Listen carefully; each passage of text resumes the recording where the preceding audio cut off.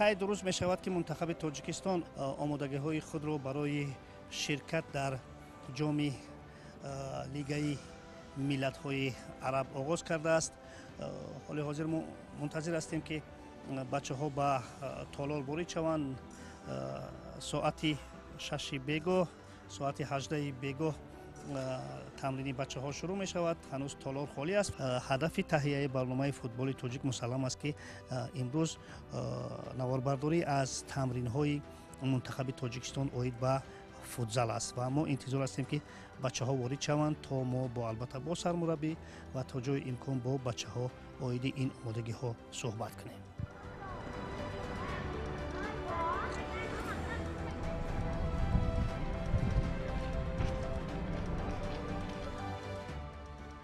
عادتاً پیرو واحدов زمانی مشق‌های دسته‌جمعی منتخب همیشه با بازیگران یکجا به تالار می‌آید، اما امروز او برای این عذر موجه داشت و ما یک شایعه بچه‌ها را در درآمدگاه استقبال گرفتیم.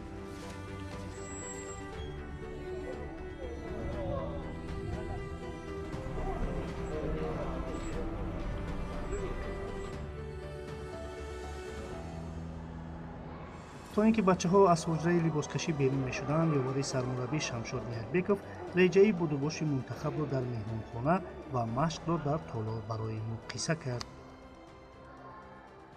В первую очередь мы отмечаем, что самое главное в команде это дисциплина. Поэтому с утра у нас завтрак в 8 часов, соответственно, без 5-8 все должны быть внизу. Мы после того, как все собрались, мы идем завтракать. То есть здесь мы уже должны показывать наше командное настроение, командный дух и идти на завтрак идем мы вместе. После этого у нас утренняя тренировка, которая начинается в 10, в 9:20 у нас сбор внизу в холле гостиницы. И далее мы вместе едем с командой на тренировку, на тренировочный сбор. То есть одна из главных приоритетных моментов в нашем тренировочном процессе это дисциплина. Все начинается с дисциплины. Двухразовая тренировка. У нас двухразовые тренировки. С утра у нас в 10:00 и вечером в 18:00.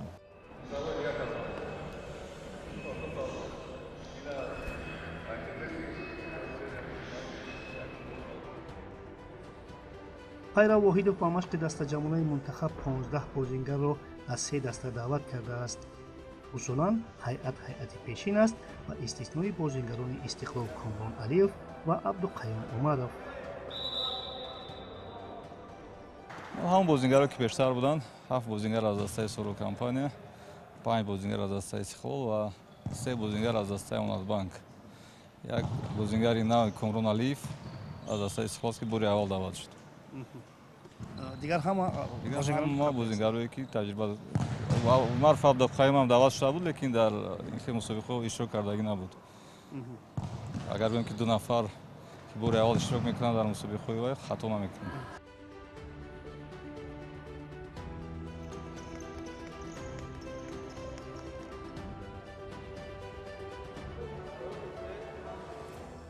گفتن ممکن است که این هیئت آخرین است، هیئت کامل است، دیگر کسی دعوت نمی شود؟ برای همین مسابقه؟ بله، برای همین مسابقه همین هیئت است. این مسابقه یک مرحله اولی تیاری با جام انتخابی بازی انتخابی جام ملت‌های است که در دوشنبه میگذرد و گمان می‌کنم که تا اون وقت همون بازیگری که تلاش شده تا بازی خوب نشون میدن هم وقت دعوت میشوند به دسته منتخب.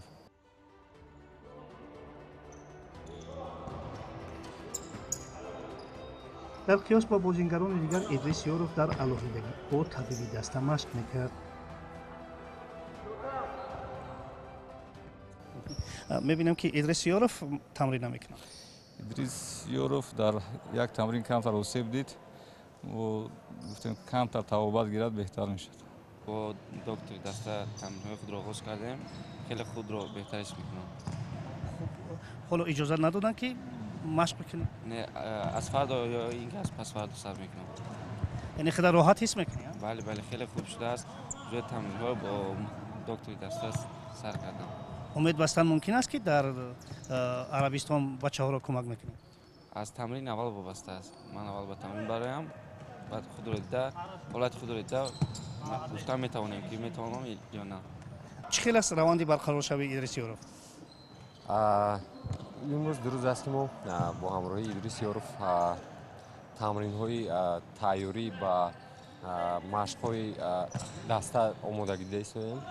аз рӯи рафти тавбат хеле беҳбудӣ аст, кӯчаш барқарор шуда истодааст. хуб аз рӯи ҳамун ташхисе ки шумо кардед чӣ иллат дорад усулан пои ӯ?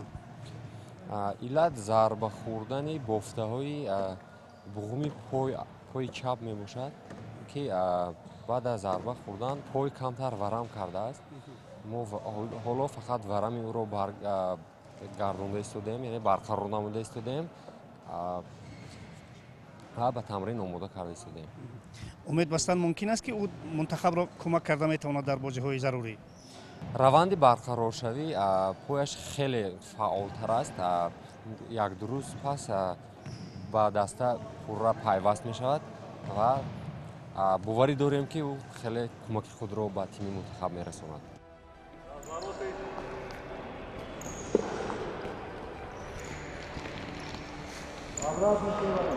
албатта барои омодагӣ ба чунин як мусобиқаи бонуфуз муҳлат камтар аст, аммо пайрав воҳидов иллати онро чунин шарҳ дод.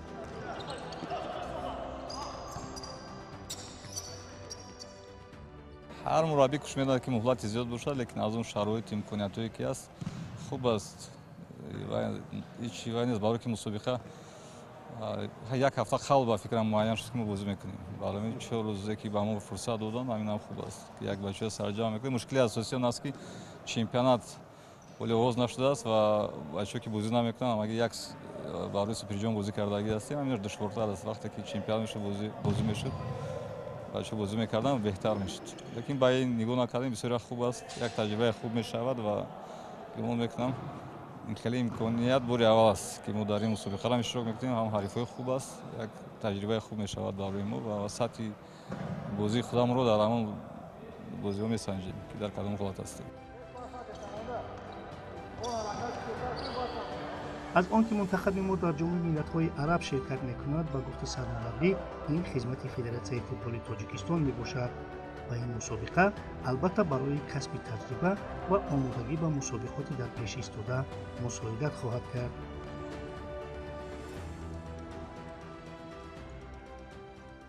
мо ва лигаи миллатҳои араб яъне чӣ?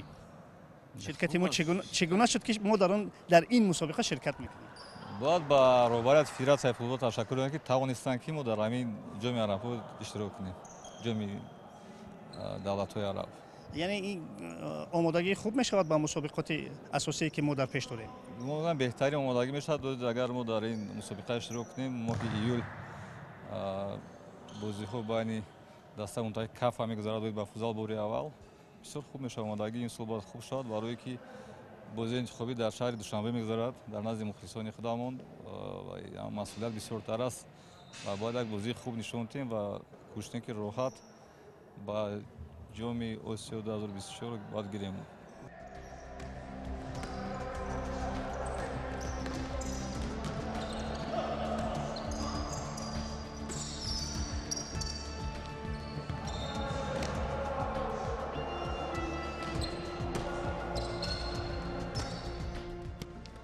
ягона нафаре ки ҳузураш дар машқ суолро ба миён овард ин дарвозабони дастаи соро компания Меҳдӣ Мустафоӣ буд ки бо дарвозабонҳо машқ мекард.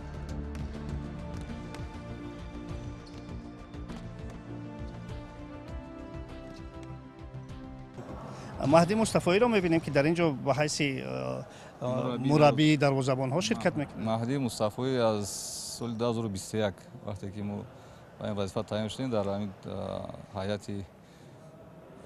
ҳайати мураббиён буд, дар бисёр мусобиқаҳо ҳам буд, кӯмак мекард. барои дарвозабонам хуб аст, барое ки таҷрибаи калон дорад ва гумон ки ёрдам мекунад хеле ба даст. кори ӯ бемузд аст, ройгон аст ё ин ки ба ин савол ҷавоб гуфтан душвар аст, лекин ройгон нест. Ройгон нест. кори ягон ройгон нест, маблағ мегиранд мураббиён. хатти дарвоза комил аст аз он бачаҳое ки ҳастанд? ҳамун дарвозабоне ки ҳозир тайёр ҳастанд, се нафар дарвозабоне ки ҳозир ҳастанд, ҳар барсияш тамрин мекунанд дар дастаи истиқлол, дар дастаи сору ва амонатбанк ҳамонро даъват кардем. بگوید که مسئولیتتون در منتخب تاجیکستان رسمی است یا اینکه هم تو به حیث کمک رسان شما در اینجا فعالیت میکنید؟ والا بعد اینکه بازی سوپرکاپ رو انجام دادیم همین مراسم سوپرلیگ مراسم لیگ تاجیکستان چند وقتی تعطیله. اکبر پیرو به من گفتن که در کاری که یه نفر به وراترها کمتر یاردم کنه توی مشقا و منم دوست داشتم به همین بچه‌ها کمک کنم. شما اونها را خوب میدونید از حساب آنه که در سوپرلیگ با اونها بازی میکنید. خب چی افضلیت دارند و چی جای ضعفیت؟ ببینید بالاخره تاجیکستان اونقدر فوتسالش هنوز پیشرفت نکرده، نوپایه، ولی هر روز پیشروی داره. بالاخره همه دروازه‌بان‌ها یه نقطه‌های ضعفی دارن، یه نقطه‌های قوتی هم دارن. حالا ما سعی می‌کنیم نقطه‌های قوت رو همین خیلی نگه داریم، هم به قوت پیش بریم، نقطه‌های ضعفشون هم پوشش بدیم. حالا بالاخره کمک می‌کنیم، هر چیزی که ببینیم ویدیوهاشون رو آنالیز می‌کنیم، نسبت به اون مشق تیار می‌کنیم که بتونیم بهشون کمک کنیم. موفقیت برای شما. سلامت باشید. رحمت. دور در زبان جوان هستم. فیروز بیگمرادov یکی از بهترین در زبان آسیا میانه به حساب می رود. فیروز بازمامدov که جوان است کار کند همه خوب میشه. خب مشق‌های شما از چی عبارتن؟ می‌بینیم که مهدی مصطفایی با شما در این کار کمک میکنه. مشق‌های ما خیلی خوبه. با آقای مهدی مصطفایی کار میکنیم. در زبان خیلی پرخواد پر تجربه میباشد. قطعا کار میکنیم.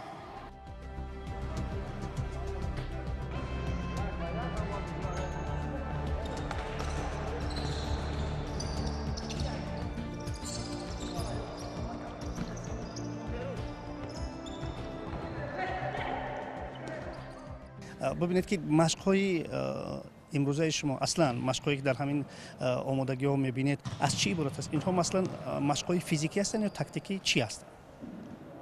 بگو اساساً ما هم سر هم بگو مشق میکنیم. سر بسیارتر با حالت جسمانی اهمیت میدیم و بگو بسیارتر تاکتیکی است. حاضر این تمرینی که شما دیدید هم تاکتیکی بود هم جسمانی.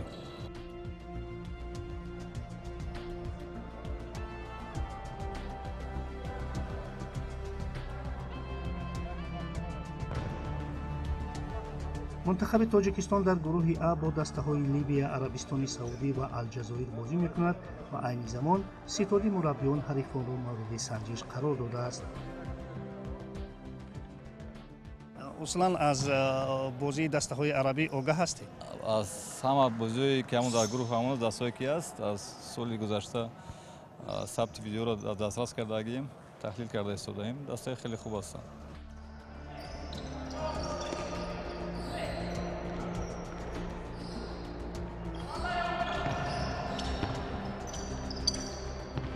بیستونهم مای کنفدراسیای فوتبال آسیا میزبانان بازی‌های مرحله انتخابی جام آسیا 2024 اوید به فوتزال را اعلام کرد که میان 8 کشور تاجیکستان نیز مکانی برگزاری بازی‌ها انتخاب گردید.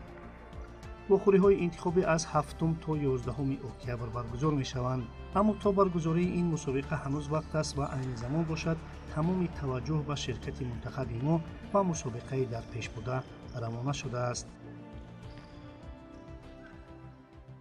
وظیفه چی گذاشته شده است؟ وظیفه همه وقتی که تیم منتخب بازی میکنه وظیفه اساسی فقط غلبه کردن است. موفقیت برای شما. تشکر. خاطررسان میکنه که از 6 تا 16 ایون منتخب تاجیکستان در جام ملت‌های عرب شرکت میکند و هیئت کامل منتخب چنین است: دروازه‌بان‌ها فیروز بیگمرادov استقلال، فیروز بازمامدov سارا کمپانیا، مرادالله علی قلوب امانت بانک. بازیگران فیضعلی سردارov، دلشاد سلامov، ادریس یارov، محمد جان شریفov، بختیار سالیف، سمندر نظامov هم از سارا کمپانیا، رستم حمیدov، شوکت حلیمov، عبدالقیوم عمرov، کامران علیف هم از استقلال و امید کوزیف، ثابت جان گلیکov هر دو از امانت بانک.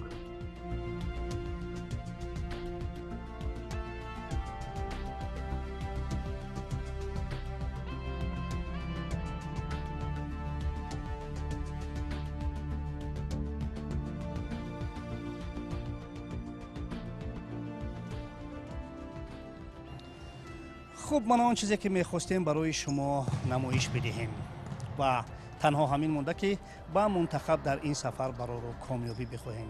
در همینجا برنامه فوتبال تاجیک به انجام میرسد. خیر.